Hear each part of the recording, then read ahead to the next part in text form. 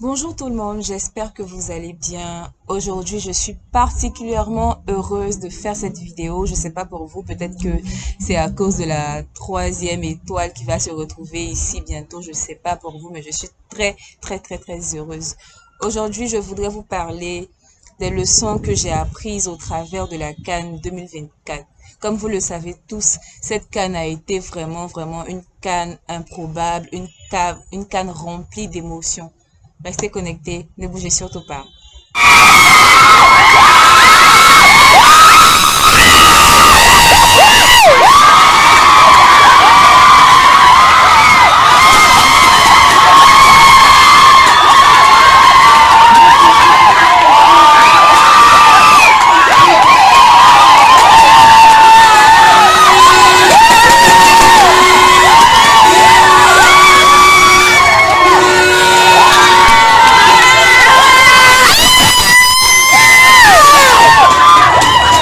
Eh bien, à l'issue de cette CAN, moi j'ai retenu 7 grandes leçons à ne jamais oublier. La première, c'est qu'il faut rester humble. Les Ivoiriens ont compris que la victoire ne se remporte pas par des paroles hautaines, par des choses inutiles. Ils ont compris que pour pouvoir remporter une victoire, pour avoir la gloire, il faut rester humble. Il faut rester humble. On a même créé un concept de activer l'humilité avant un match et puis la désactiver après un match. Mais moi, je vous dis, les gars, ne désactivons jamais l'humilité. Ne désactivons jamais l'humilité. Car, comme la Bible dit, l'humilité précède la gloire. Dieu aime les personnes humbles. Dieu élève les humbles. On n'a pas dit que Dieu élève les forts, Dieu élève les grands, Dieu élève les humbles. Donc le secret pour être élevé par Dieu, c'est d'être humble. Et nous les Ivoiriens, nous l'avons compris. Nous avons compris qu'il faut rester humble, quelles que soient les circonstances. Alors les gars, ne désactivons jamais l'humilité. Ok, là il pleut, mais je vais essayer de continuer avec mon micro qui ne marche pas bien. Alors la deuxième leçon que j'ai appris au travers de cette CAN, c'est il faut persévérer, il faut garder espoir. On a vu que les éléphants, les joueurs de l'équipe de Côte d'Ivoire, lors du match avec la Guinée équatoriale, après avoir encaissé 2 buts, ils ont commencé à se décourager. Ils ont commencé à jouer de manière timide, de manière nonchalante, si bien qu'ils ont encaissé 2 autres buts, ce qui nous a fait 4-0. Si on ne garde pas espoir, si on ne persévère pas, on ne pourra pas avancer. Il y a un adage qui dit tant qu'il y a de la vie, tant qu'il y a de la vie, tant qu'il y a de l'espoir. Quand il y a de,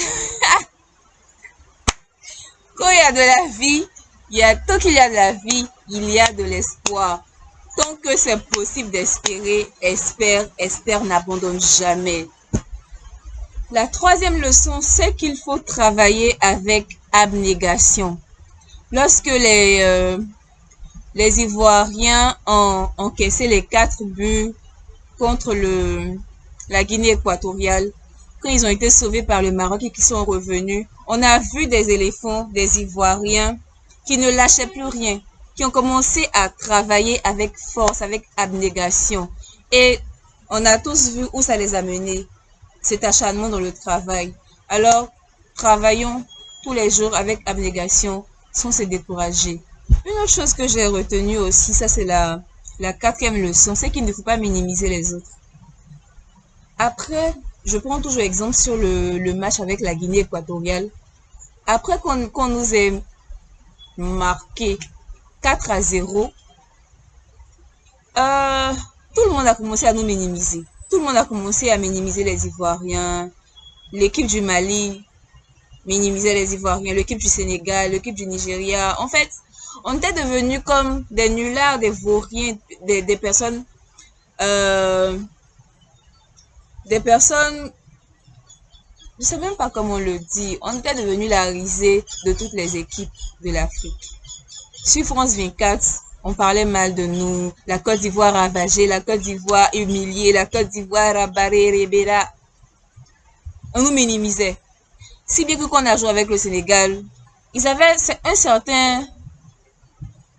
un excès de confiance qui leur montait jusque là, quoi. Ils nous minimisaient et au final, on a tous vu ce qui s'est passé.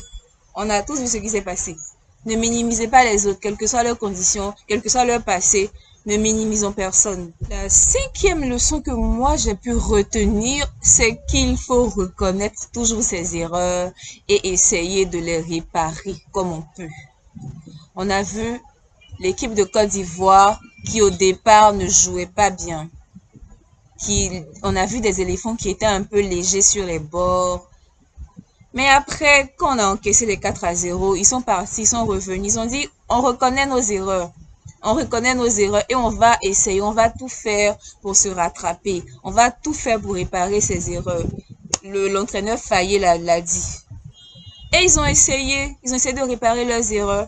Donc, mes amis, dans tout ce que nous faisons, que ce soit dans nos relations familiales, nos relations amicales, professionnelles, essayons toujours de reconnaître les erreurs que nous avons faites. Et essayons, tant bien que mal, du mieux qu'on le peut, de réparer ces erreurs. C'est la meilleure chose à faire. La sixième leçon que j'ai retenue au travers de cette CAN, c'est qu'il faut maîtriser ses émotions.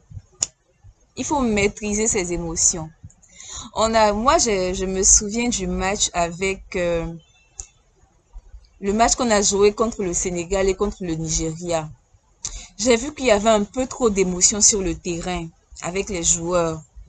Il y avait des palabres. À cause de la pression, les joueurs n'arrivaient pas à gérer leurs émotions. Donc, il y avait des palabres, il y avait des tacles un peu maladroits, il y avait plein de choses négatives.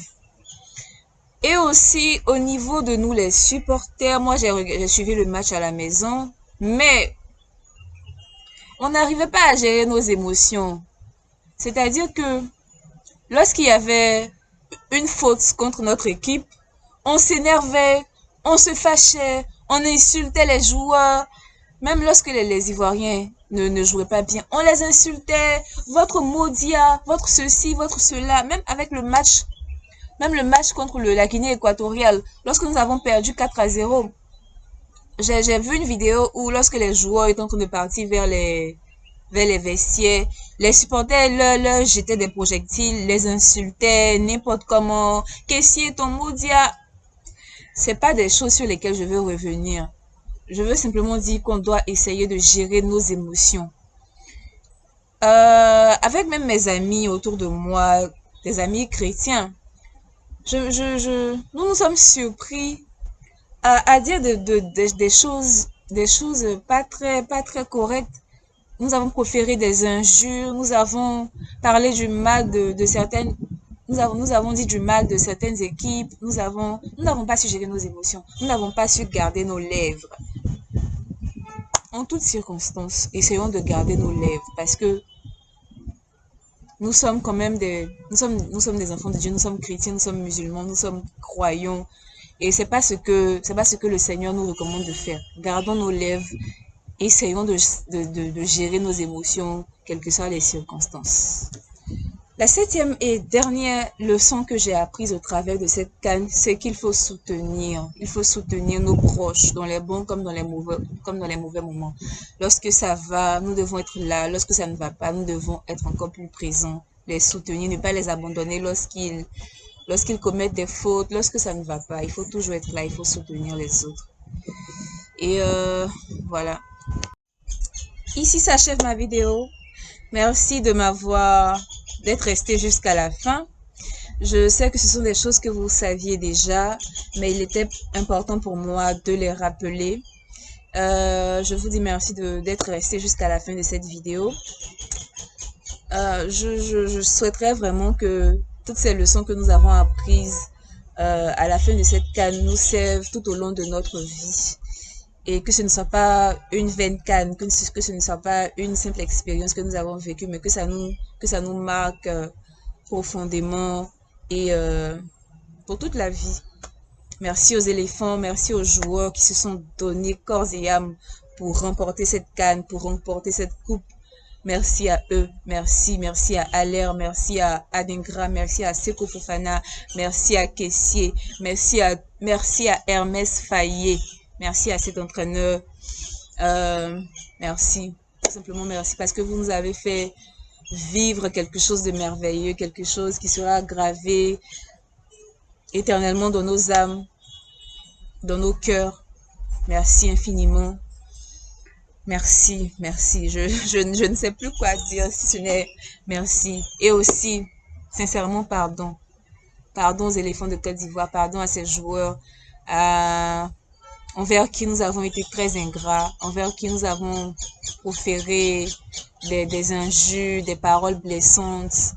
Vraiment pardon. Pardon à Max Gradel, pardon à Kessier, Pardon, tout simplement pardon.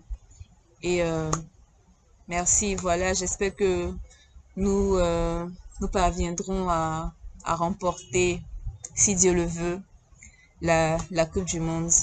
Merci et portez-vous bien. Abonnez-vous, likez, partagez si vous avez aimé la vidéo.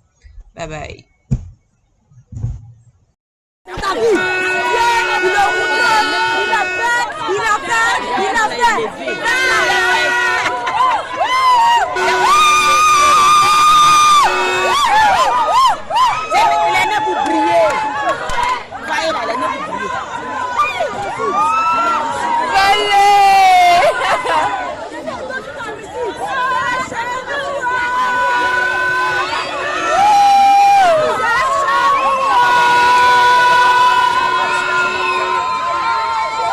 Ta prière est exaucée.